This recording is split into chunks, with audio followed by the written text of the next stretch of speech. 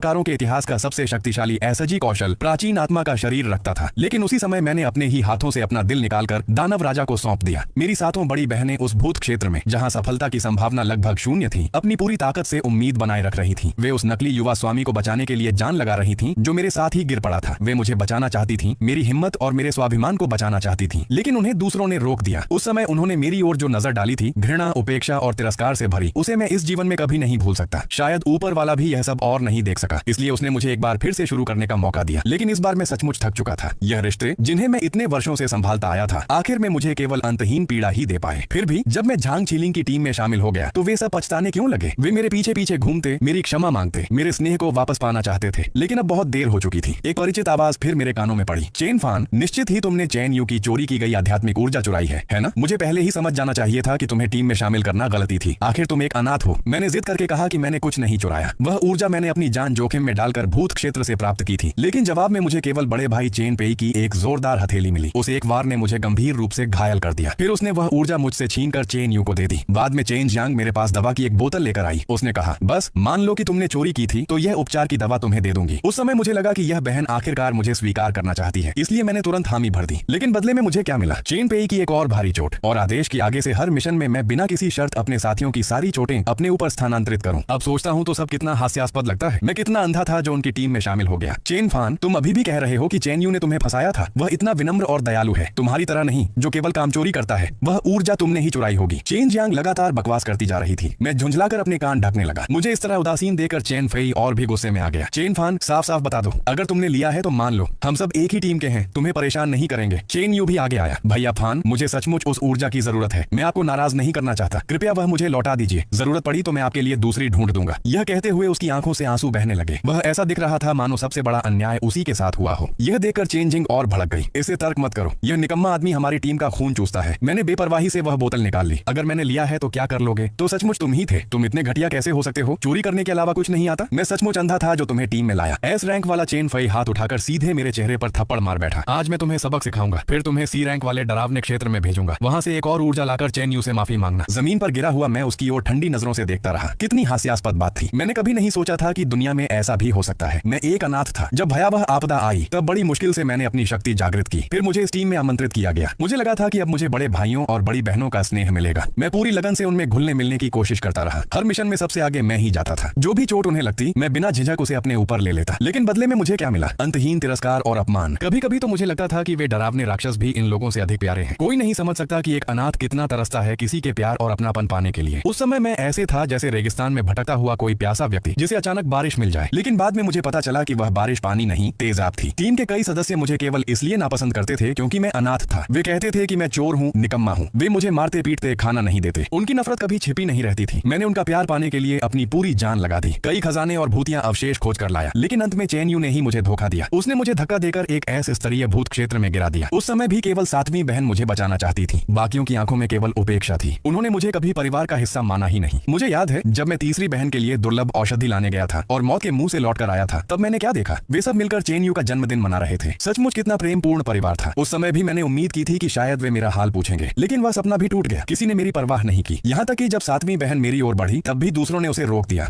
भाई पेई, शायद भाई फान ने जानबूझकर नहीं किया होगा। चेन यू फिर वही मासूम बनने का नाटक कर रहा था। चेन जिंग ने स्नेह से उसकी ओर देखा। तुम उसकी चिंता मत करो, वह इसी लायक है। चेन फान, जरा चेन यू को देखो, वह इतना दयालु है, फिर भी तुमने उसकी ऊर्जा चुरा ली। क्या तुम्हारा जमीर मर गया है? हमने तुम्हारे साथ कभी बुरा व्यवहार नहीं किया। चेन पेई ने तिरस्कार से कहा। चेन फान, अच्छी तरह पश्चाताप करो। हमारी इतनी सौहार्दपूर्ण टीम को तुम जैसे एक सड़े हुए आदमी ने खराब कर दिया। मैंने होठों के कोने से बहता खून पोंछा। फिर सिर उठाकर एक एक व्यक्ति को ठंडी नजर से देखा। तुम लोगों के पास क्या सबूत है कि मैंने चोरी की है? वह ऊर्जा किसी की निजी संपत्ति नहीं थी। चेन जियांग दांत पीसते हुए बोली। गवाह भी हैं, सबूत भी हैं, फिर भी तुम बहस कर रहे हो। पास खड़ा चेन यू आंसू पोंछते हुए बोला। भैया फान, कृपया बड़े भाइयों और बहनों को नाराज मत कीजिए। वह चीज मुझे दे दीजिए, मैं आपकी ओर से भाई पेई से माफी मांग लूंगा। चेन पेई का चेहरा जो अभी तक कठोर था तुरंत नरम पड़ गया। उसने मुड़कर चेन यू के सिर पर हाथ फेरा। क्योंकि शियाओ यू तुम्हारे लिए सिफारिश कर रहा है, इसलिए तुम्हें नई ऊर्जा ढूंढने की जरूरत नहीं। पहले वह ऊर्जा शियाओ यू को दे दो, फिर बाहर जाकर एक दिन खड़े रहकर सजा भुगतो। इस बार मामला यहीं खत्म समझो। मैं ठंडे स्वर में हंस पड़ा। किस कारण से मैं खुद भी नहीं जानता था। फिर मैंने सीधे वह ऊर्जा तलवार अपने हाथ में उठा ली। मैंने अपने पूरे शरीर की भूत ऊर्जा एकत्र की और उसे तलवार के भीतर उंडेल दिया। अगर मैं इसे इस्तेमाल नहीं कर सकता तो मैं इसे नष्ट कर दूंगा, लेकिन तुम्हें कभी नहीं दूंगा। यह कहते हुए मैंने अपनी सारी शक्ति के साथ तलवार पर प्रहार कर दिया। धड़ाम, एक जोरदार विस्फोट हुआ और मेरे पास की वह आध्यात्मिक तलवार टुकड़ों में बिखर गई। मैं हंस पड़ा। वैसे भी मुझे इसे तोड़ने का तरीका नहीं मिल रहा रहा था, इसके लिए तुम्हारा धन्यवाद। तुम सच में कचरा हो, आखिर तुम में जीने की शर्म कैसे नहीं है। तुम्हें टीम में लाना मेरे जीवन की सबसे बड़ी गलती थी। पास खड़ा चेन यू उस ऊर्जा को देख रहा था जो लगभग उसकी होने वाली थी। उसे टूटते देख उसकी आंखों में क्रोध भर गया, लेकिन अगले ही पल वह फिर वही मासूम चेहरा बनाकर बोला, भैया फान, भले ही आप पकड़े गए हो, आपको खुद को इस तरह नुकसान नहीं पहुंचाना चाहिए था। ऊर्जा का नष्ट होना छोटी बात है, लेकिन अगर आपको चोट लग जाती तो मैं खुद को कभी माफ नहीं कर पाता। चेन पेई तुरंत बोला, कोई बात नहीं, मैं चेन फान को 20 स्तरीय भूतिया घर वाले मिशन में भेज दूंगा और तुम्हारे लिए दूसरी ऊर्जा ढूंढ लाऊंगा। फिर उसने मेरी ओर मुड़कर कहा, सुना तुमने, अगर तुम नई ऊर्जा नहीं ला पाए तो टीम में वापस आने का सपना भी मत देखना। अब दफा हो जाओ, पिछली बार तुमने मेरा रक्षा ताबीज भी चुराया था और उसे तोड़ डाला था। निकलो यहाँ से। पास खड़ी चेन झिंग भी मुझे घृणा से देख रही थी। मैंने ठंडे स्वर में कहा, तो सबूत दिखाओ। बिना सबूत के यहाँ इतनी बकवास क्यों कर रही हो। उन सबके चेहरों पर वह भाव था मानो वे मुझे जिंदा खा जाना चाहते हो। यह देखकर मेरे भीतर घोर वितृष्णा उठी। चेन जियांग कुछ कहना चाहती थी, लेकिन शब्द उसके गले में अटक गए। उसे अचानक एहसास हुआ कि वास्तव में कोई सबूत था ही नहीं। उसे केवल चेन यू ने बताया था कि मैंने चोरी की है, लेकिन चेन यू इतना दयालु है, वह झूठ कैसे बोल सकता है। जरूर मैं ही पकड़े जाने के बाद झूठ बोल रहा था। मैंने चेन यू के उस चिंतित चेहरे को देखा। पिछले जीवन में मैं भी उसी चेहरे से धोखा खा गया था। मैं सचमुच सोचता था कि वह एक वफादार और नेक इंसान है। अब उसे देखकर केवल घृणा ही महसूस होती थी। पिछले जीवन के अंत तक मैं उनके इन नकली चेहरों को पूरी तरह पहचान चुका था। इंसान का दिल हमेशा छल से भरा होता है, लेकिन इस बार मैं उनके साथ समझौता नहीं करने वाला था। तुम तीसरी बहन से ऐसे बात कर रहे हो? वह पिछली बार तुम्हारे द्वारा उसका ताबीज चुराने की बात भी भूल गई थी। मैं ठंडे स्वर में हंसा, फिर उठकर दरवाजे की ओर बढ़ गया। मैं बस यहाँ से निकल जाना चाहता था। चेन पेई तुरंत आगे आया और अपना भारी हाथ मेरे कंधे पर रख दिया। क्या तुम्हारे कान खराब हो गए हैं? मैंने कहा था कि चेन यू के लिए एक और 20 स्तरीय ऊर्जा लाकर मुआवजा दो। मैंने अपनी बर्फ जैसी ठंडी आंखों से उसकी ओर देखा। क्या तुम्हें लगता है मैं कोई मशीन हूँ? तुम जानते हो कि मैं मुश्किल से सी रैंक का हूँ, लेकिन हाँ, तुम जैसे लोगों को इससे क्या फर्क पड़ता है। तुम्हें तो सिर्फ चेन यू की परवाह है। उसकी एक तरफा बात तुम्हारे लिए सच बन जाती है। मैंने उसे ठंडी नजरों से घूरा। मेरी आंखों की वह ठंडक देखकर चेन पेई भी एक पल के लिए सिहर उठा। जब उसने कुछ नहीं कहा तो मैंने उसका हाथ हटाया और बाहर निकल गया। चेन पेई अभी भी इस बात पर हैरान था कि मैं उससे ऐसे शब्द कहने की हिम्मत कैसे कर सकता हूँ, लेकिन तभी चेन यू ने आंसू भरी आंखों से उसका हाथ पकड़ लिया। भाई पेई, भैया फान को थोड़ा आत्मचिंतन करने दीजिए, उन्हें दोष मत दीजिए। वह बचपन से अनाथ है। अगर उनमें थोड़ी बहुत चोरी चकारी की आदत है तो यह कोई अजीब बात नहीं है। चेन जिंग ने मेरे जाते हुए पीछे को देखा। उसकी आंखों में तिरस्कार भरा था। देखो, शियाओ यू कितना समझदार है। उसे चेन यू और भी प्रिय लगने लगा। कुछ लोगों की तरह नहीं, उसे सचमुच सबक सीखना चाहिए। वैसे भी बचपन से ही उसमें बिगड़े हुए बच्चे जैसी बदबू आती थी। बाद में उसे ही शियाओ यू के लिए ऊर्जा लाने भेजेंगे। चेन पेई ने भी प्रशंसा से सिर हिलाया। ऊर्जा नष्ट हो गई, फिर भी शियाओ यू उसकी तरफदारी कर रहा है। मैं जरूर चेन फान से इसका हिसाब लूंगा। उसे बताऊंगा कि अनुशासन क्या होता है। उसे बस सजा की जरूरत है। अगर शुरू में ही वह चीज शियाओ यू को दे देता तो यह सब नहीं होता। शियाओ यू को जो पसंद आए वह उसी का होना चाहिए। चेन फान सचमुच एहसान फरामोश है। हमने उसके साथ कितना अच्छा व्यवहार किया। अगर हम न होते तो भयावह आपदा के समय वह कब का मर चुका होता। वे कभी अपने दोष नहीं देखते थे। वे केवल नैतिकता के ऊंचे मंच पर खड़े होकर मुझे दोषी ठहराना जानते थे। कमरे से निकलकर मैं अपने छोटे से कमरे में लौट आया। हवा से भरे उस टूटी फूटी दरवाजे को खोलते ही मेरी सारी ताकत जवाब दे गई। मैं जमीन पर गिर पड़ा। धप। मेरे दिमाग में पिछले जीवन की सारी यादें घूमने लगी। मुझे याद आया कि कैसे मैं आधी रात को दूसरी और तीसरी बहन की चोटें अपने ऊपर स्थानांतरित करता था। वे आराम से सोती रहती थीं और मैं पूरी रात दर्द सहते हुए जागता रहता था। उस समय मैं कितनी उम्मीद करता था कि मेरी मेहनत को वे स्वीकार करेंगी, लेकिन उनके लिए यह सब स्वाभाविक था। मानव स्वभाव सचमुच दुखद है। शायद उनकी नजरों में मैं हमेशा एक मस्खरा ही था। मैं उनकी स्वीकृति के लिए कितना परेशान रहता था। एक बार जब तीसरी बहन रात में घायल होकर लौटी थी तो मैं उसकी चोटें अपने ऊपर लेने गया, लेकिन उपचार पूरा होने के बाद उसने मुझे सीधे कमरे से बाहर निकाल दिया और बाकी लोगों से कहा कि मेरी नीयत खराब थी। इतना बेतुका आरोप, फिर भी बाकी सबने उस पर विश्वास कर लिया। उस समय चेन पेई ने मुझे बुरी तरह पीटा था। सोचकर हंसी आती है। बाद में जब चेन यू को यह बात पता चली तो उसने मेरा मजाक उड़ाया। सभी के सामने उसने दिखावटी दयालुता से कहा, भैया फान तो बस तीसरी बहन की मदद करना चाहते थे। तीसरी बहन, कृपया उन्हें माफ कर दीजिए। कितना हास्यास्पद था यह सब। धुंधली चेतना में मुझे बाहर से सातवीं बहन की आवाज सुनाई थी। भैया फान ने शियाओ यू की ऊर्जा चुराई? यह संभव नहीं है। आप लोगों को कैसे पता कि वही चोर है? कैसे संभव नहीं? शियाओ यू ने खुद मुझे बताया है। उसने अपनी जान जोखिम में डालकर सी रैंक भूत क्षेत्र से वह ऊर्जा हासिल की थी। बाहर निकलने के थोड़ी ही देर बाद चेन फान ने उसे छीन लिया। शियाओ यू के पास पूरा तर्क है और उस निकम्मे ने खुद भी स्वीकार कर लिया। सिर्फ एक तरफा बयान। क्या शियाओ यू मुझसे झूठ बोलेगा? चेन फान पहले भी मेरा ताबीज चुरा चुका है। उसने दूसरी बहन के बनाए हुए ताबीज भी तोड़ दिए थे। सबूत? मुझे किसी सबूत की जरूरत नहीं। चेन फान जैसा अनाथ बचपन से ही गलत लोगों के साथ रहा है। क्या यह साफ नहीं है? अभी मैंने उसे सिर्फ 2 थप्पड़ लगाए थे ताकि उसकी अक्ल ठिकाने आ जाए। कम से कम आगे चलकर वह हमें परेशानी तो नहीं देगा। क्या कप्तान, आप तो एस रैंक के हैं। आपके 2 थप्पड़ तो किसी की जान भी ले सकते हैं। मर जाए तो अच्छा ही है। चेन फान पर भरोसा नहीं किया जा सकता। शियाओ यू कहीं बेहतर है। वैसे भी मैंने ज्यादा ताकत नहीं लगाई थी। उसी समय मैं लड़खड़ाते हुए कमरे से बाहर निकल आया। मेरा पूरा शरीर खून से लथपथ था। मुझे देखकर सब लोग सन्न रह गए। सातवीं बहन की आंखों में आंसू चमक उठे। वह घबराकर मेरी ओर दौड़ी। मैं लगभग गिरने ही वाला था। उसने तुरंत मुझे सहारा दिया। वह गुस्से से चेन पेई की ओर मुड़ी। यही है आपका ज्यादा ताकत नहीं लगाई वाला हमला? चेन पेई ने तिरस्कार से कहा। तो इसमें मेरी क्या गलती? गलती इसकी है कि इसके हाथ साफ नहीं है। गलती इसकी है कि यह कप्तान का सम्मान नहीं करता। गलती इसकी है कि इसका शरीर इतना कमजोर है कि मेरे 2 थप्पड़ भी सह नहीं पाया। मैंने मुंह से खून की एक और धार उगली, फिर अपनी निगाहें सीधे उसकी ओर जमा दी। तुम चेन यू को भी 2 थप्पड़ मारकर देखो। वह इतना प्रतिभाशाली है, वह जरूर सहन कर लेगा। मेरी बात सुनकर चेन पेई कुछ पल के लिए निरुत्तर रह गया। फिर उसने दांत भींचकर कहा, देखो तो सही चेन फान का रवैया। वह अपने कप्तान के साथ, जिसे परिवार जैसा मानना चाहिए, ऐसे पेश आता है। चेन चेन जियांग भी गुस्से से बोली, सातवीं बहन तुम अभी भी इसकी तरफदारी कर रही हो, देखो इसका बड़ों के प्रति सम्मानहीन रवैया, आखिरकार यह एक अनाथ ही तो है। चेन यू तुरंत बीच में आया, भाई पेई बहनों कृपया भैया फान को दोष मत दीजिए, उन्होंने बस शिष्टाचार नहीं सीखा है, अगर हम उन्हें थोड़ा और सिखाएंगे तो सब ठीक हो जाएगा। फिर उसने मेरी ओर देखकर कहा, देखिए मैं भी लगभग उसी समय टीम में शामिल हुआ था, फिर आप में और मुझ में इतना अंतर क्यों है? भैया फान आपको भी थोड़ा सीखना चाहिए। चेन पेई ने सिर हिलाया, शियाओ यू आगे से तुम ही चेन फान को समझाना, उसमें बहुत बुरी आदतें हैं, अगर वह नहीं बदला तो पूरी तरह बेकार इंसान बन जाएगा। चेन यू ने सहमति में सिर हिलाया, फिर मेरी ओर देखकर बोला, भैया फान अब गुस्सा मत कीजिए, क्या हम सब मिलजुल कर नहीं रह सकते? चेन वो कुछ कहना चाहती थी लेकिन मैंने उसके हाथ पर हल्की थपकी देकर उसे रोक दिया, वह चुप हो गई। मैं धीरे धीरे कदम बढ़ाते हुए चेन यू की ओर चल पड़ा। चेन मो ने गहरी सांस ली, उसे पता था कि मैं यहाँ बहुत कुछ सह चुका हूँ, अगर वह मेरी जगह होती तो शायद एक दिन भी यहाँ नहीं टिक पाती। उसे समझ नहीं आता था कि बाकी लोग मेरे साथ इतना बुरा व्यवहार क्यों करते हैं। उधर चेन यू और बाकी लोग मुझे अपनी ओर आते देखकर थोड़ा पीछे हटना चाहते थे, लेकिन तभी मैंने कहा, माफ करना, गलती मेरी थी, मुझे तुम्हारी ऊर्जा नहीं चुरानी चाहिए थी। मेरी बात सुनकर चेन यू साफ तौर पर चौंक गया, लेकिन अगले ही पल उसके चेहरे पर मुस्कान आ गई। भैया फान आप सचमुच समझदार हैं, अगर पहले ही ऐसा कर लेते तो कितना अच्छा होता। चेन जियांग को समझ नहीं आया कि मैंने अचानक स्वीकार क्यों कर लिया, लेकिन उसके मन में संतोष था, यह कचरा आखिर झुक ही गया। उसे लगा कि मैंने आखिरकार अपनी औकात पहचान ली है। चेन पेई भी गर्व से यह दृश्य देख रहा था। तुम दोनों का मेल मिलाप हो जाना ही सबसे अच्छा है। इसके बाद चेन फान एक सी रैंक की ऊर्जा ढूंढकर तुम्हें मुआवजे में देगा और उसके पास जितने भी भूतिया अवशेष हैं वे भी तुम्हें दे देगा। बस इतना कर दो, मैं उसे और परेशान नहीं करूंगा। मैं मुस्कुराते हुए आगे बढ़ा, मैंने अपनी बाहें फैला दी मानो उसे गले लगाने वाला हूँ। हाँ, मुझे सचमुच तुम्हारा एहसान चुकाना चाहिए। चेन यू की आंखों में एक पल के लिए घृणा झलकी, लेकिन बाकी साथियों की मौजूदगी में उसने भी बाहें फैला दी। चेन मो ने यह देखकर निराश होकर सिर झुका लिया, उसे लगा कि मैं फिर से झुक गया हूँ, लेकिन अगले ही पल चटाक एक जोरदार थप्पड़ पूरे कमरे में गूंज उठा। मैंने पूरी ताकत से चेन यू के चेहरे पर थप्पड़ जड़ दिया। चेन यू अपना चेहरा पकड़े स्तब्ध खड़ा रह गया। मैंने उसकी ओर उंगली उठाकर कहा, तू सच में बहुत बड़ा हरामी और ढोंगी है, मैं बहुत समय से तुझसे तंग आ चुका हूँ। जब तक बाकी लोग समझ पाते कि हुआ क्या है तब तक चेन यू की आंखों में आंसू भर चुके थे। चेन जियांग गुस्से से चिल्लाई, क्या तुम पागल हो गए हो? शियाओ यू तुम्हारे लिए सिफारिश कर रहा था और तुमने उसे मार दिया, निकृष्ट आदमी। वह कांपती उंगली से मेरी ओर इशारा कर रही थी। बाकी लोग भी तुरंत चेन यू के आसपास इकट्ठा हो गए और उसकी चोट देखने लगे। चेन मो ने लड़खड़ाते हुए मुझे संभाल लिया। मैंने उन सबके घबराए हुए चेहरे देखे और मन ही मन कड़वाहट से हंस पड़ा। अफसोस, अभी मेरी हालत ऐसी थी कि मैं पूरी ताकत लगाकर भी उसे गंभीर चोट नहीं पहुंचा सकता था। उसके शरीर पर अनगिनत रक्षा ऊर्जाएं थीं और वे सारी चीजें भी कभी मेरी ही थीं। उन्होंने सब कुछ मुझसे छीन लिया था। कितना हास्यास्पद था। चेन यू की चोट जांचने के बाद चेन पेई ने मेरी ओर उंगली तान दी। तुमने शियाओ यू के साथ ऐसा व्यवहार किया, तुम सचमुच एहसान फरामोश हो। उस समय तुम्हें सड़क पर छोड़ देना चाहिए था ताकि राक्षस तुम्हें खा जाते। मैंने शांत नजरों से उन्हें देखा। सच कहूं तो मैं भी तुम्हारी इस घटिया टीम में नहीं रहना चाहता। चेन मो को छोड़कर क्या तुम लोगों में जरा भी इंसानियत बची है? जब तुम घायल होते थे तब दिन रात तुम्हारा इलाज कौन करता था? मेरे तीखे शब्दों ने चेन पेई को कुछ पल के लिए चुप करा दिया, लेकिन फिर वह गुस्से से मेरी ओर बढ़ा। यही है तुम्हारा रवैया? धड़ाम, उसका थप्पड़ मेरे सिर पर पड़ा। भारी ताकत से मेरा शरीर फिर लड़खड़ा गया। वह आगे बढ़कर फिर हमला करना चाहता था, लेकिन चेन मो बीच में आकर खड़ी हो गई। कप्तान शांत हो जाइए। चेन यू ने मेरी दयनीय हालत देखी। उसके मन में खुशी की एक लहर दौड़ी, लेकिन उसने अपने सज्जन व्यक्तित्व का मुखौटा बनाए रखा। भाई पेई कृपया भैया फान को मत मारिए, उन्होंने जानबूझकर ऐसा नहीं किया। कुछ लोगों का जन्म ही उनके स्वभाव और भाग्य का निर्णय कर देता है, यह उनकी गलती नहीं है। चेन पेई ने मेरी ओर उंगली तान दी। मुझे समझ नहीं आता कि तुम्हारी हिम्मत कैसे हुई शियाओ यू को मारने की, एहसान फरामोश कमीने। चेन मो ने जल्दी से मेरी चोटें देखने की कोशिश की। मैंने 2 बार खून उगला। कोई बात नहीं, मैं अभी भी सह सकता हूँ। इसके बाद मैंने अपनी जेब से एक कागज निकाला। उस पर लाल रक्त जैसे अक्षरों में कुछ लिखा था। चमकते हुए वे शब्द बेहद स्पष्ट दिखाई दे रहे थे। मैंने वह कागज चेन मो को दिया। चेन मो तुम गवाह बनना। भैया फान। चेन पेई ने कागज लिया। जैसे ही उसकी नजर उस पर पड़ी वह जड़ हो गया। उसके चेहरे की नसें उभर आईं। चेन फान क्या तुम पागल हो गए हो? मैं हंस पड़ा। पागल? तुम लोगों की तुलना में तो वे भयावह राक्षस भी ज्यादा प्यारे लगते हैं। मैंने उन सबके नकली चेहरों को देखते हुए ठंडी हंसी हंसी। मुझे लगा जाते समय एक सबूत छोड़ जाना चाहिए, क्योंकि तुम लोग कभी सबूतों की परवाह नहीं करते। कल अगर तुम्हारे साथ कुछ भी हुआ तो उसका दोष भी मुझ पर डाल दोगे। चेन पेई गुस्से से चिल्लाया, तुमने यह सब कहां से सीखा? सचमुच एहसान फरामोश निकले। हमने तुम्हारे साथ इतना अच्छा व्यवहार किया और अब तुम इसी चीज से हमें धमका रहे हो? मैं हंसा। मेरे साथ अच्छा व्यवहार किया तो एक उदाहरण दे दो, सिर्फ एक। अगर तुम एक भी उदाहरण दे दो तो मैं अभी तुम्हारे सामने घुटने टेक कर माफी मांग लूंगा। चेन पेई बोलना चाहता था, लेकिन उसे सचमुच कुछ याद नहीं आया। उसका चेहरा तुरंत काला पड़ गया। चेन जियांग आगे आई। चेन फान इसमें क्या लिखा है? उसने कागज पर नजर डाली। अगले ही पल उसका चेहरा बदल गया। तुम पागल हो गए हो? हमने तुम्हारे साथ इतना अच्छा व्यवहार किया और तुम टीम छोड़ना चाहते हो? क्या तुम्हें पता है बाहर कितनी भयावह दुनिया है? हम सब तुम्हारी भलाई के लिए ऐसा करते थे। हमने तुम्हें जिंदा रहने की उम्मीद दी और अब तुम हमसे शिकायत कर रहे हो? वह आगे बढ़ी और मुझे थप्पड़ मारने के लिए हाथ उठाया। शायद वह मुझे होश में लाना चाहती थी, लेकिन इस बार मैंने उसकी कलाई मजबूती से पकड़ ली। मार लिया? मैं कभी तुम्हारा रानी नहीं था। तुमने जो भी खाना खाया वह सब मैंने अपनी जान जोखिम में डालकर ला कर दिया था। तुम लोग हर दिन सुरक्षित ठिकाने में बैठे रहते थे। तुम्हें मुझे उपदेश देने का क्या अधिकार है? चेन जियांग स्तब्ध रह गई। उसे यकीन नहीं हुआ कि मैं उसका हाथ रोकने की हिम्मत करूंगा। उसे पहली बार महसूस हुआ कि मैं पहले जैसा नहीं रहा। गुस्से में उसने पैर उठाकर मुझे लात मार दी। मैं असंतुलित होकर जमीन पर गिर पड़ा। मेरी पहले से कमजोर सांसें और भी भारी हो गई। तुम लोग आखिर कर क्या रहे हो? क्या तुम भी टीम छोड़ना चाहते हो? चेन जियांग अचानक घबरा गई। नहीं नहीं, ऐसा नहीं है। चेन कुछ कह नहीं पा रही थी। उसे बाहर की भयावह दुनिया से डर लगता था। मैं कांपते हुए अपने शरीर को सहारा देकर खड़ा हुआ। तुम लोगों ने मुझे मारकर बहुत मजा लिया है ना? इन सालों में तुम्हारी सारी चोटें मैंने अपने ऊपर ली। तुमने इतने साल मेरा लाया हुआ खाना खाया। इसे उसी एहसान का बदला समझ लो कि तुमने मुझे टीम में शामिल किया था और पहले मरने नहीं दिया। अब हमारा कोई हिसाब बाकी नहीं है। मैंने कागज चेन पेई की ओर बढ़ाया। हस्ताक्षर कर दो। क्या तुम लोग मुझे देखना नहीं चाहते थे? तो मैं तुम्हारी इच्छा पूरी कर देता हूँ। चेन पेई गुस्से से कांप उठा। क्या तुम सचमुच पागल हो गए हो? क्या तुम्हें पता नहीं कि बाहर कितने भयावह राक्षस हैं? क्या तुम चाहते हो कि मैं बाहर के उन भयावह राक्षसों का शिकार बन जाऊं? मैंने शांत स्वर में कहा, मैं पागल नहीं हुआ हूँ, बस मुझे लगता है कि तुम लोग बाहर के उन राक्षसों से भी ज्यादा डरावने हो। चेन पेई कुछ देर तक चुप रहा। आखिरकार मैं एक दुर्लभ दोहरी क्षमता वाला व्यक्ति था। मेरी क्षति स्थानांतरण क्षमता की वजह से उन्हें लगभग किसी चोट की चिंता नहीं करनी पड़ती थी। मैं उनकी रक्त रेखाओं को भी मजबूत कर सकता था। अगर मैं किसी दूसरी टीम में चला जाता तो वह उनके लिए एक बहुत बड़ा नुकसान होता। उसके चेहरे पर कठोरता आ गई। ठीक है, टीम छोड़नी है तो छोड़ दो, लेकिन पहले अपनी क्षमताएं नष्ट करो, फिर मैं तुम्हें जाने दूंगा। यह सुनकर चेनमो तुरंत मेरे सामने आकर खड़ी हो गई। कप्तान, ऐसा नहीं हो सकता। अगर भैया फान की क्षमता नष्ट हो गई तो बाहर जाकर उनका बचना लगभग असंभव होगा। चेन पेई ने ठंडी नजर से पूछा, क्या तुम भी उसके साथ जाना चाहती हो? चेनमो घबरा गई। उसने तुरंत सिर हिला दिया। नहीं, ऐसा नहीं है। उधर चेन यू के चेहरे पर चिंता का भाव था। मैंने तो भैया फान के लिए सिफारिश की थी। मैंने उसकी ओर देखकर हल्की मुस्कान दी, एक ऐसी मुस्कान जैसे किसी कैदी को आखिरकार आजादी मिल गई हो। फिर मैंने अपनी जेब से एक पत्थर निकाला। अगले ही पल एक नीली रोशनी मेरी भौहों के बीच से निकलकर उस पत्थर में समा गई। चेन पेई उसे लेने के लिए आगे बढ़ा, लेकिन मैं हंस पड़ा और पत्थर को जमीन पर दे मारा। धड़ाम, पत्थर चकनाचूर हो गया। नष्ट कर दूंगा, लेकिन तुम्हें नहीं दूंगा। चेन पेई क्रोध से कांप उठा। तुम सच में काबू में न आने वाले एहसान फरामोश हो। मैंने थकी हुई आवाज में कहा, मैं बस थक गया हूँ, लेकिन ठीक है, मुझे उम्मीद है कि तुम्हें कभी पछताना न पड़े। तुम मुझे मारते रहे, डांटते रहे, और अब तुम्हें लगता है कि मैं तुमसे नाराज हूँ, इसलिए यह सब कर रहा हूँ। ठीक है, मैं देखना चाहता हूँ कि तुम कब तक अपनी जिद पर टिके रहते हो। चेन पेई ने गुस्से में कागज पर अपना नाम लिख दिया। जैसे ही उसने हस्ताक्षर किए, मुझे लगा मेरे और उनके बीच मौजूद कोई अदृश्य बंधन टूट गया है। आज से तुम्हारा हमसे कोई संबंध नहीं। बाद में मदद मांगने वापस मत आना। तुम सच में पाले हुए सांप की तरह निकले, जिसे पालो वही डस ले। लेकिन उसी क्षण मुझे लगा जैसे मेरे भीतर कोई भारी बोझ उतर गया हो। मैं मुस्कुराया। तुम लोग सचमुच बहुत महान हो, इतने महान कि मेरी जिंदगी की सबसे बड़ी गलती तुम लोगों से जुड़ना थी। मैं मुड़ा और जाने लगा। भैया फान, चेनमो की आवाज पीछे से आई। उसे महसूस हो रहा था कि इस बार मैं सचमुच जा रहा हूँ। अगर उसके साथ भी ऐसा व्यवहार किया जाता तो वह एक पल भी वहां नहीं रुकती। चेन पेई ने झुंझलाकर कहा, उसे क्यों बुला रही हो? वह अब हमारा साथी नहीं है। मैं उसके पास गया, फिर उसके सिर पर हल्के से हाथ फेरा। मेरी आवाज इस बार बेहद हल्की और सहज थी। चिंता मत करो, जहाँ एक रास्ता बंद होता है वहाँ दूसरा खुल जाता है। मैंने बाकी लोगों की निगाहों की परवाह नहीं की, सीधे उस जगह से निकल गया जिससे मुझे घृणा हो चुकी थी। मेरे जाते ही चेन यू के चेहरे पर छिपी हुई नफरत अब दब नहीं सकी। भाई पेई, कृपया भैया फान को वापस आने दीजिए। वह इतनी बुरी तरह घायल है। अगर उन्हें ऊर्जा चाहिए तो मेरी वाली उन्हें दे दीजिए। लेकिन उसी समय उसके दिल में एक अजीब भावना उठी। जिस क्षण मैंने टीम छोड़ी, उसे लगा जैसे मेरे ऊपर उसका कोई नियंत्रण पूरी तरह समाप्त हो गया हो। उसने पहले कभी ऐसी अनुभूति नहीं की थी। एक अनजाना भय उसके भीतर पैदा हुआ। वह मुझे खोना नहीं चाहता था। चेन पेई ने उसके कंधे पर हाथ रखा। चिंता मत करो, कुछ ही दिनों में वह वापस आ जाएगा। थोड़ी दूर पर ही एक भूत क्षेत्र का घोंसला है। तुम उसकी तरफदारी करते रहे, लेकिन उसने तुम्हारी कद्र तक नहीं की। ऐसे लोगों को थोड़ा सबक मिलना चाहिए। बाद में उसे समझ आएगा कि यह सब उसकी भलाई के लिए था। उधर मैं बाहर निकल चुका था, आखिरकार उस जगह से दूर जहाँ मुझे वर्षों तक पीड़ा मिली थी। अब मुझे उनके साथ समय बर्बाद करने की जरूरत नहीं थी। सबसे जरूरी काम था कहीं सुरक्षित जगह ढूंढना, अपनी शक्ति वापस पाना, और अगर संभव हो तो कोई नई टीम ढूंढना। कम से कम वहाँ एक सुरक्षित क्षेत्र तो होगा। जहाँ तक साथियों की बात थी, बस इतना काफी था कि वे उन पिशाचों की तरह मेरी पीठ में छुरा न घोंपे। चेन जियांग और चेन जिंग दोनों को यकीन नहीं हो रहा था कि सिर्फ एक ऊर्जा की बोतल की वजह से मामला यहाँ तक पहुंच जाएगा। क्या वह इतना कंजूस है? शियाओ यू की चीज चुराई और उल्टा हमें ही दोष देने लगा। अब टीम छोड़कर हमें धमकाना चाहता है। क्या उसे लगता है कि वह हमारे लिए बहुत महत्वपूर्ण है? क्या वह इस लायक भी है? वह तो बस चोरी की बात छिपाना चाहता है। वह निकम्मा ज्यादा दिन बाहर नहीं टिक पाएगा, रोता हुआ वापस आ जाएगा। बिल्कुल, तुमने देखा नहीं, वह अपने साथ कुछ भी नहीं ले गया। स्पष्ट है कि वह वापस आकर फिर हमारा फायदा उठाना चाहता है। उस समय जब हमने उसे बचाया था, वह तो जान देकर भी हमारी टीम में शामिल होना चाहता था। अब यह सब बस नाटक है। तीसरी बहन चेन जियांग के चेहरे पर पूरा विश्वास झलक रहा था। चेन पेई ने ठंडी आवाज में कहा, मैं पहले ही बता देता हूँ, जब वह वापस आएगा तो तुम में से कोई भी उसकी तरफ से बात नहीं करेगा। छोटी मोटी चोरी अलग बात है, लेकिन उसके चरित्र में समस्या है। उसे सबक मिलना ही चाहिए। फिर उसने चेन यू की ओर देखा। तुम सबसे ज्यादा दयालु हो, लेकिन अगर चेन फान वापस आए तो उसे शरण मत देना। जिस दिन उसने टीम छोड़ी, उसी दिन से उसका हमसे कोई संबंध नहीं रहा। उसकी जिंदगी या मौत से हमें कोई मतलब नहीं होना चाहिए। चेन यू ने आह भरी। उसके चेहरे पर दुख का अभिनय था। भैया फान बस गुस्से में है। शायद उन्हें सचमुच उस ऊर्जा की जरूरत थी। मैं झगड़ा नहीं बढ़ाना चाहता था, लेकिन अब शायद भैया फान मुझे पसंद नहीं करते। अगर वह वापस आए तो कृपया उन्हें एक मौका दे दीजिए। चेन मो चुपचाप अपना सामान समेट रही थी। वह सबसे अच्छी तरह जानती थी कि मैंने इस जगह पर कैसी जिंदगी बिताई थी। ऊपर से देखने पर मैं हमेशा पीछे खड़ा रहने वाला सहायक लगता था, लेकिन हर बार अपनी क्षमता सक्रिय करके मैं पूरी टीम की चोटें अपने ऊपर ले लेता था। भूत ऊर्जा मेरे शरीर को भीतर से खाती रहती थी। वह मुझे कई बार किसी कोने में कांपते हुए देख चुकी थी। उसे देखकर उसका दिल टूट जाता था। उसे महसूस हो रहा था कि इस बार मेरा जाना शायद हमेशा के लिए है। सातवीं बहन, तुम क्या सोचती हो? किसी ने चेन मो से पूछा। वह चौंक गई। कुछ पल सोचने के बाद बोली, मुझे बस एक बात समझ नहीं आती। भैया फान की क्षमता में कोई आक्रामक शक्ति नहीं है, तो वह शियाओ यू की ऊर्जा कैसे छीन सकते थे? यह सुनकर सब कुछ देर के लिए चुप हो गए। फिर चेन जियांग ने तुरंत कहा, क्या भूल गई हो? उस कचरे ने चोरी छिपे हमला किया था। शियाओ यू को प्रतिक्रिया करने का मौका ही नहीं मिला। चेन यू ने भी दुखी चेहरा बनाकर अपनी बांह दिखाई। वहाँ केवल हल्की सी खरोंच थी, इतनी छोटी कि खून तक नहीं निकला था। फिर भी वह ऐसे अभिनय कर रहा था मानो बहुत दर्द हो रहा हो। उस समय भैया फान ने अचानक मुझ पर झपट्टा मारा, मुझे गिरा दिया और मेरी ऊर्जा छीन ली। देखिए, मेरी त्वचा भी छिल गई थी। यह देखकर एक व्यक्ति घबरा गया। जल्दी किसी को प्लास्टर लाने को कहो। अगर इस घाव का समय पर इलाज नहीं हुआ तो संक्रमण हो सकता है, ये छोटी बात नहीं है। फिर उसने गुस्से से कहा, चेन फान सचमुच नीच इंसान है, उसका दिल पूरा काला हो चुका है। चेन यूं आंसू भरी आंखों से बोला, भाई पेई, कृपया भैया फान की वजह से अपना स्वास्थ्य खराब मत कीजिए। सबने तुरंत कहा, देखो शियाओयू कितना अच्छा है, जब चेन फान वापस आएगा तो हम उससे तुम्हारे सामने माफी मंगवाएंगे। किसी को विश्वास नहीं था कि मैं सचमुच चला जाऊंगा। बाहर इतने सारे भयावह राक्षस थे, उनकी नजर में मेरे पास कभी अकेले उनका सामना करने का साहस नहीं था। वे सोचते थे कि मैं उनसे बेहद जुड़ा हुआ हूँ, ऊर्जा हो या संसाधन, मैं हमेशा उन्हें सबसे अच्छा हिस्सा देता था। मैंने उनकी सारी जरूरतों का ख्याल रखा था, तीनों ब्याह, इसलिए उनके लिए यह कल्पना करना भी असंभव था कि मैं सचमुच उन्हें छोड़ दूंगा। और उसी समय मैं अकेला उस लंबे गलियारे में आगे बढ़ रहा था।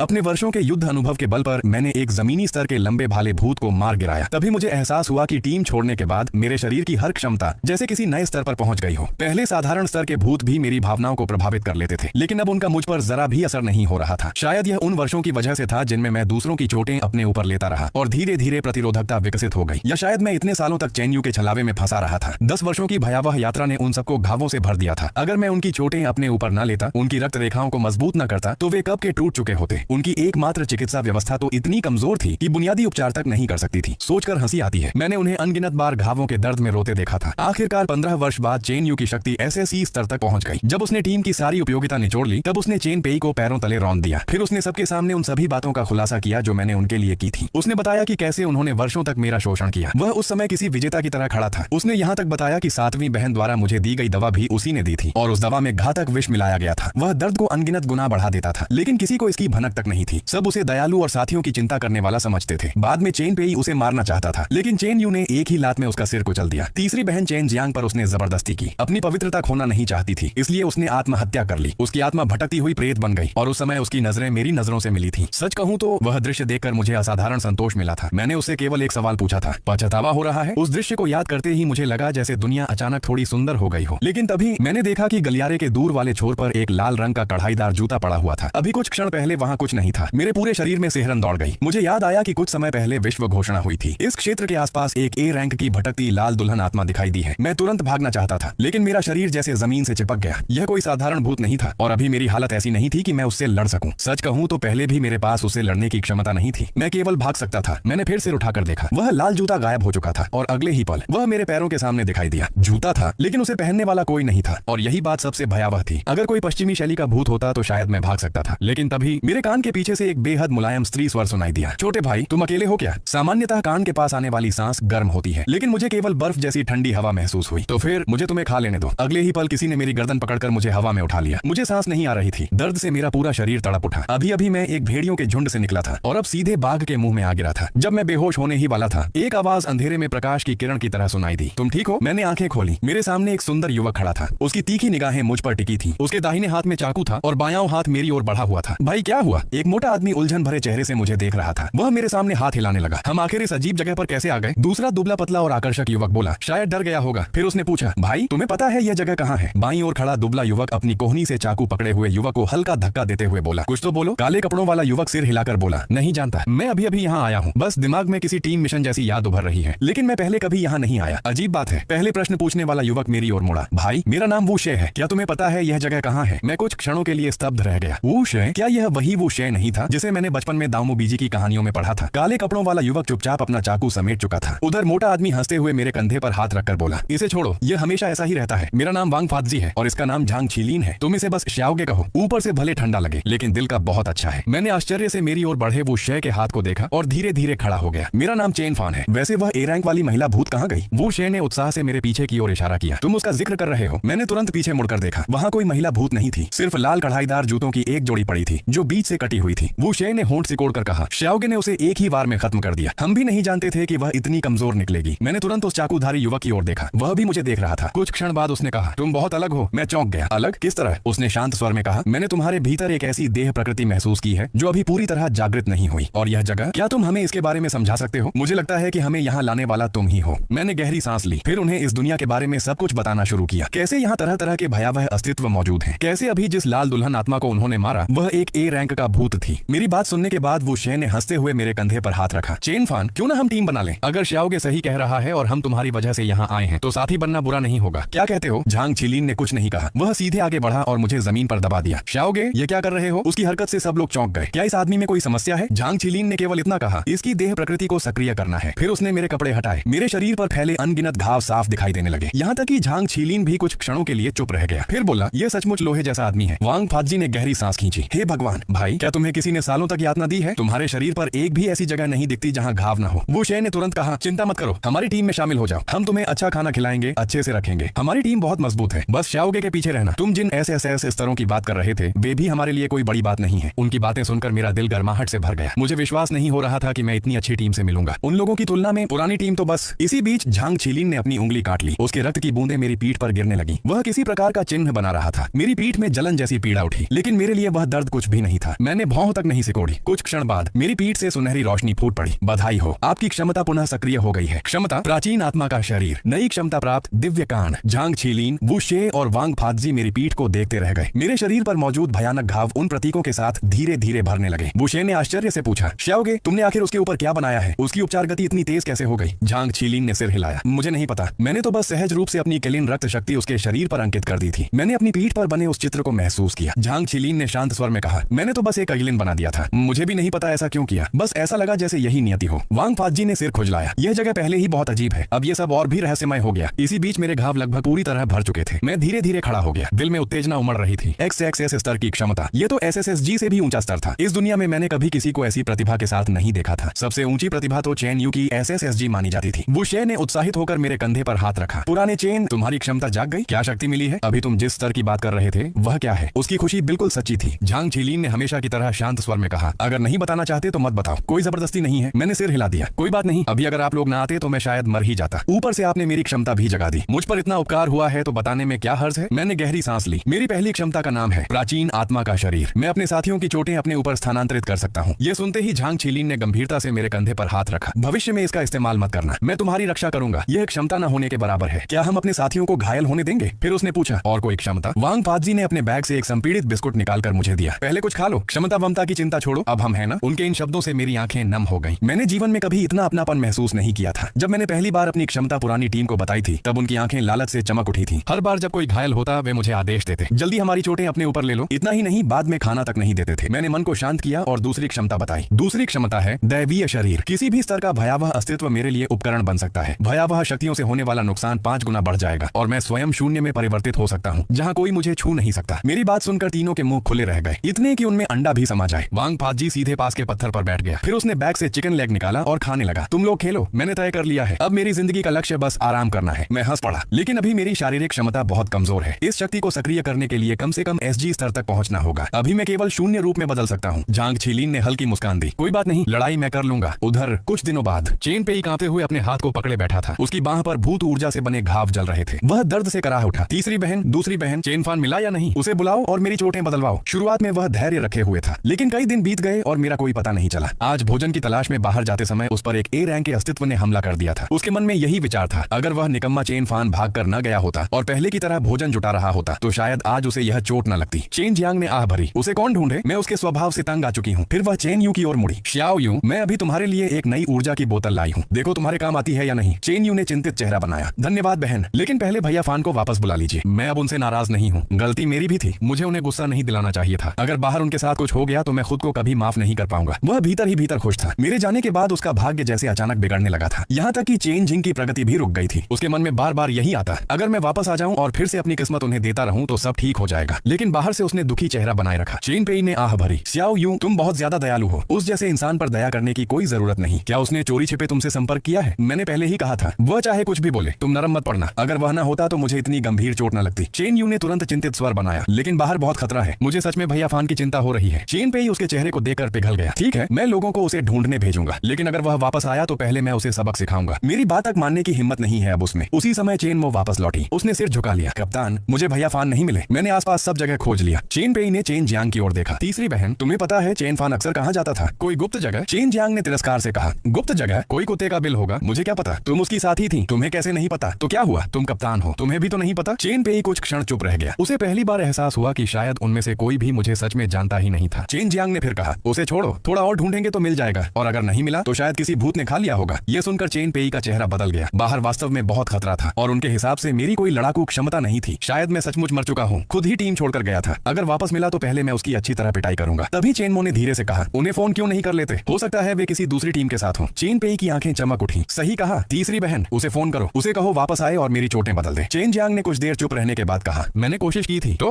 मेरे पास उसका नंबर नहीं है। पूरा कमरा शांत हो गया। क्या मतलब नंबर नहीं है? तुम लोग सालों तक साथी रहे और तुम्हारे पास उसका नंबर नहीं है? चेन जियांग ने असहज होकर कहा, मैंने उसे बहुत पहले ब्लॉक कर दिया था। वह हर दिन मुझे संदेश भेजता रहता था। इस मिशन में सावधान रहना, उस जगह का जाल ऐसा है, ये मत भूलना, वह मत भूलना। बहुत परेशान करता था। चेन पेई ने माथा पकड़ लिया। फिर उसने चेन मो की ओर देखा। तुम दोनों की सबसे अच्छी बनती थी, तुम्हारे पास तो नंबर होगा। चेन मो ने सिर हिलाया। था तो जल्दी फोन करो, उसे कहो वापस आए। चेन मो ने कमरे में मौजूद सब लोगों की ओर देखा। उसकी आंखों में अविश्वास था। क्या आप सब सच में भूल गए? भैया फान का फोन तो एक भयावह मिशन में खो गया था। मैं उन्हें नया फोन दिलाना चाहती थी, लेकिन उन्होंने मना कर दिया। उन्होंने कहा था कि फोन खरीदने में बहुत सारे भूत अंक खर्च हो जाएंगे। उससे बेहतर है कि वह पैसा आप लोगों के लिए सुरक्षा सामग्री खरीदने में लगाया जाए। यह कहते कहते चेन मो की आवाज भर्रा गई, क्योंकि वह अच्छी तरह जानती थी मैंने हमेशा सबसे पहले उन्हीं लोगों के बारे में सोचा था और बदले में उन्होंने मुझे क्या दिया था। मैंने टीम छोड़ दी थी, लेकिन लगता था जैसे वे लोग अब भी मुझे समझना नहीं चाहते थे। जब चेनमो ने बताया कि मेरा फोन तो बहुत पहले खो गया था और मैं नया फोन लेने के बजाय टीम के लिए संसाधन खरीदता था, तब भी वे सब स्तब्ध रह गए। फोन खो गया था? उसने हमें बताया क्यों नहीं? उसने तो कभी हमें अपना साथी माना ही नहीं। ऐसा इंसान सच में एहसान फरामोश है। चेन जियांग ने बाहें मोड़ते हुए कहा, इसमें हमारी क्या गलती? फोन उसने खोया था, उसने खुद टीम को बताया तक नहीं। वैसे उसने कप्तान से नया फोन मांगा नहीं था क्या? चेनमो को विश्वास नहीं हो रहा था। मेरा फोन उसी अभियान में खोया था जहां मैं पीछे रहकर सबको बचाने के लिए मौत से लड़ रहा था। मैं किसी तरह आखिरी सांसों में वापस लौटा था। क्या इन्हें यह तक याद नहीं? चेन पेई ने तुरंत बड़े भाई को फोन लगाया। वह टीम का सबसे शक्तिशाली सदस्य था, उन सबका गर्व। उस समय वह एक ए रैंक मिशन पूरा करने के लिए एस क्षेत्र में था। फोन जुड़ते ही उधर से हैरान आवाज आई, फोन? कौन सा फोन? मुझे नहीं पता। उसकी बातों में मेरी कभी दिलचस्पी नहीं रही। दांत भींचकर चेन पेई ने पिछले 7 दिनों में हुई सारी घटनाएं विस्तार से बता दी। कैसे मैंने टीम छोड़ दी, कैसे मैं 7 दिनों से लापता था, कैसे मैंने अपनी क्षमता तक छोड़ दी थी। यह सुनकर बड़ा भाई भी सन्न रह गया। उसे विश्वास नहीं हुआ कि टीम में इतना बड़ा हादसा हो गया और उसे 7 दिन बाद पता चल रहा है। वह भी सिर्फ इसलिए क्योंकि मुझसे संपर्क नहीं हो पा रहा था। उसका मेरे साथ रिश्ता न अच्छा था न बुरा, न वह मुझे पसंद करता था न नफरत। एक बार देर रात मैं घायल अवस्था में लौटा था। मैं उसके लिए दवा बना रहा था, लेकिन उसने हंसते हुए वह दवा ही उलट दी थी। अब क्या स्थिति है? उसने पूछा। अभी तक नहीं मिला। हर जगह खोज लिया, लेकिन उसका कोई ठिकाना नहीं मिला। बाहर इतनी अराजकता है, हो सकता है वह किसी सुरक्षित ठिकाने पर चला गया हो। रुको, अनाथालय भी तो एक सुरक्षित क्षेत्र है। अगर वह वहां गया है तो मामला आसान हो जाएगा। वहां तक पहुंचने में थोड़ा समय लगेगा। मैं पहले बाकी लोगों से पूछता हूं कि किसी के पास उसका कोई दूसरा संपर्क है या नहीं। मुझे लगता है वह जानबूझकर हम सबसे बच रहा है। चेन जियांग ने ठंडी हंसी के साथ कहा, और क्यों ना बचे? उसके हाथ ही साफ नहीं थे। क्या उसे लगता है कि अब उसके पंख निकल आए हैं? अकेला बाहर जाकर राक्षसों का सामना करेगा? जब वह ताबीज तक चुरा सकता है तो ऐसा क्या है जो नहीं कर सकता? चेन पेई ने भी सिर हिलाया। उसने साथियों की जान को मजाक समझ रखा है, यहाँ तक कि संपर्क का तरीका भी नहीं छोड़ा। और ये स्पष्ट है कि उसने कभी हमें साथी माना ही नहीं। टीम में आते समय तो कहता था कि साथियों को परिवार समझता है। फिर यह सब क्या है? इसके बाद वे लोग अनाथालय की ओर निकल पड़े। मैंने वर्षों की मेहनत और अपनी जान जोखिम में डालकर जो सुरक्षित रास्ता बनाया था, उसी रास्ते पर चलते हुए वे बिना किसी परेशानी के अनाथालय पहुंच गए। जर्जर और जंग लगी इमारत को देखकर चेन पेई ने नाक सिकोड़ ली। क्या यह जगह हमारे ठिकाने से बेहतर है? वहां पहुंचकर उन्होंने अनाथालय के प्रभारी को ढूंढ लिया। चेन फान, उसे तो तुम लोग हमसे छीन कर ले गए थे। चेन पेई कुछ क्षणों के लिए चुप हो गया। तभी उसे याद आया, उस समय मेरी प्रतिभा देकर उसने ही मुझे अपनी टीम में जबरन शामिल किया था। अनाथालय ने विरोध किया था, लेकिन उसने किसी की नहीं सुनी थी। थोड़ी खांसी के बाद उसने कहा, असल में उसने टीम के किसी सदस्य की चीज चुरा ली थी। उसे अपराध बोध हुआ और वह खुद ही टीम छोड़कर चला गया। कई दिनों से वह लापता है। हमें उसकी चिंता हो रही है, इसलिए पूछने आए हैं कि क्या उसके बारे में कोई जानकारी है या फिर उसका कोई दूसरा संपर्क नंबर। यह सुनकर सामने वाला व्यक्ति गुस्से से भर गया। तुम लोगों के पास उसका संपर्क नंबर तक नहीं है? क्या ऐसे भी साथी होते हैं? नंबर मेरे पास है, लेकिन तुम लोग जल्दी उसे ढूंढो। हाल में बाहर की स्थिति बहुत खराब है। चेन पेई ने धन्यवाद कहा और नंबर मिलाया, लेकिन फोन बंद था। नंबर पर बकाया बिल था। ये तो वही पुराना नंबर है, हम पहले भी कोशिश कर चुके हैं। कोई दूसरा संपर्क नहीं है क्या? सामने वाला व्यक्ति ठंडी आवाज में बोला, नहीं, सिर्फ यही है। लेकिन मुझे एक बात समझ नहीं आती। उस बच्चे को तुम लोग हमसे छीन कर ले गए थे और अब वापस आकर हमसे उसके बारे में पूछ रहे हो। उसने तिरस्कार भरी नजर से सबको देखा। पिछली बार जब वह यहाँ आया था उसके कपड़े फटे हुए थे और तुम सबको देखो, एक से बढ़कर एक चमकदार कपड़े पहने हुए हो।